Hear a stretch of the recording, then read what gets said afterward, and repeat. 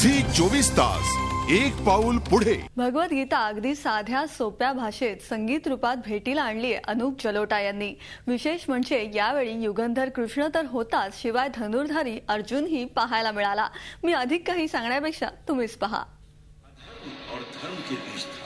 कर्मण्येवाधिकारस्ते मा फलेषु कदाचन। अवघ्या आयुष्याचं सार ज्यात सामावलंय ती म्हणजे भगवद्गीता।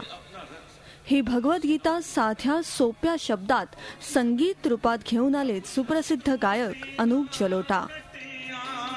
भगवद्गीता या म्युझिक अल्बमचा प्रकाशन सोहळा नुकताच पार पडला।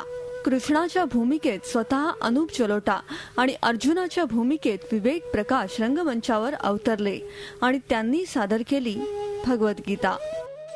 सरल हिंदी गीतों में माया गोविंद जी ने भगवद गीता के 18 अध्याय पिरोए और मुझे गाकर बहुत अच्छा लगा, क्योंकि विवेक जी ने इसका संगीत बहुत सुंदर दिया और उन्होंने अर्जुन का पार्ट इसमें गाया, मैंने कृष्ण का गाया। मन खुश हो गया और मैं चाहता था कि इसका जो रिलीज फंक्शन है वो इसी तरह हो कि मैं कृष्ण बनूं और विवेक अर्जुन बने और हम इसको गाकर रिलीज करें, और वही हम लोग कर पाए। मुझे बड़ी खुशी इस बारे में, लोगों ने बहुत इसका आनंद लिया, हम सब देख रहे थे। और इसी तरह के जो रिलीज होते हैं वो लोगों के मन में हमेशा बसे रहते हैं, याद रहता है उन्हें। गीता के विषय में लोगों को ये जो भ्रम है कि वो बड़ी कठिन है या वो बहुत डरे सहमे से रहते हैं, हमें हमेशा ये देखने को मिलता है कि हर घर में गीता बहुत प्रेम से रखी हुई है, लेकिन लोग उसे पढ़ते या समझने की कोशिश नहीं करते।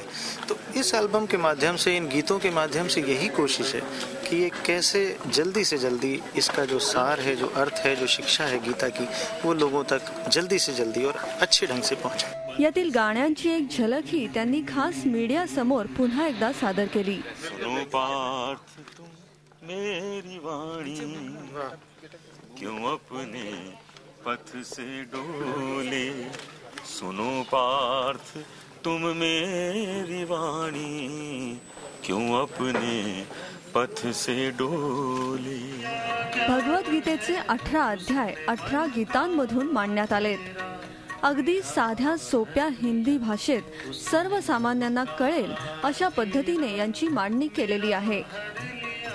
अनूप जलोटा यांचा हा नवा अल्बम प्रेक्षकांना नक्कीच मंत्रमुग्ध करेल यात शंकाच नाही।